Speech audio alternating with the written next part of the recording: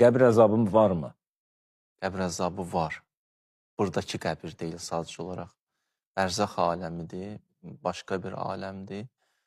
Əhyəytənə isnətayni, əməttənə isnətayn. Sən bizi 2 dəfə öldürdün, 2 dəfə diriltdin. 2 dəfə ölmək, 2 dəfə dirilmək nə zaman baş verər? İnsan bir dəfə ölür, gedir bərzəx aləmə, bir dəfə də oradan öləcək, gedəcək qiyamətə. Və bu keçid, bu bərzəx keçidi, orada bir sorğu-suallar var. Bir qəbrin vəhşəti, çətinliyi var. Qəbrin vəhşəti, çətinliyi var. Bir də sorğu-suallar var. O sorğu-suallara baxırsan, sadə suallardır, amma dərin suallardır. Çünki o suallar sənin canıva verilir. Zehnində olanları deyə bilmirsən. Başa düşürsən, zehnindən keçənə cavab verə bilmirsən.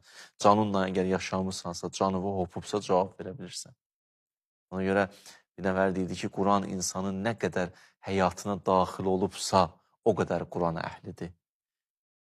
Allah nə qədər bunun həyatına, içinə daxil olubsa, o qədər imanlıdır. Yoxsa elə məsələn, didim bundan keçməz, Quranı oxuya bildim, bundan keçməz. Quranı nə qədər həyatıma tətbiq eləmişəm, o qədər Quranla ünsiyyət qurmuşam. Ona görə mən Rəbbuk deyəndə bəzi insanlar nə olacaq, cavab verə bilmir. O cavab verə bilmədiyi təqdirdə orada olan çətinliklər var, müsibətlər var və s.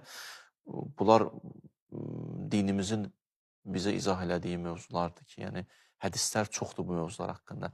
Həm əzabı haqqında, həm bu tərəf haqqında.